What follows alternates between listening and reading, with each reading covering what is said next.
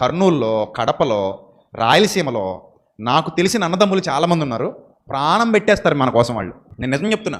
తమ్ముళ్ళు, అన్నయ్యలు, అక్కలు, చెల్లెమ్మలు నాకు చాలామంది తెలుసు. ఎన్నో మీటింగ్స్ చేశాను నేను. అక్కడ ఎన్నో మీటింగ్స్కి వెళ్ళొచ్చాను నేను రాయలసీమ ప్రాంతానికి. ప్రాణం ఇచ్చేస్తారు వాళ్ళు. ప్రేమిస్తే అంత ప్రేమిస్తారు వాళ్ళు.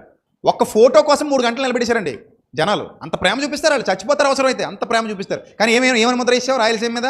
అమ్మ బాబోయ్, రాయలసీమ అండి, రాయలసీమ అంటే ఫ్యాక్షనిస్టులు అండి, బాంబులండి, కత్తులండి అన్నారు. అంటే ముద్ర మీ మనస్సులో పడినటువంటి కొన్ని ముద్రల్ని ఇమ్మీడియట్గా ఏం చేయండి? చెరిపేయండి. అందులో కొట్టుకుపోకండి. నూతులో కప్పల్లాగా అందులో కొట్టుకుపోకండి. కొంచెం జ్ఞానాన్ని సంపాదించుకోండి, కొంచెం వివేకాన్ని సంపాదించుకోండి. మన చుట్టూతో ఉన్న వాళ్ళందరూ, అందుకే పెద్దలకు సామెత చెప్తారు, నల్లనివన్నీ నీళ్లు కాదు, తెల్లనివన్నీ పాలు కాదు. పరిశీలన చేసి నిర్ణయించుకోది నీళ్ళో పాలు అంటారు. కాబట్టి అందరూ మంచోళ్ళే అనుకున్నా గోతులు పడతావు, అందరూ చెడ్డోళ్ళే అనుకున్నా గోతులు పడతావు. సమాజంలో మంచి ఉంటుంది, చెడ్డ ఉంటుంది.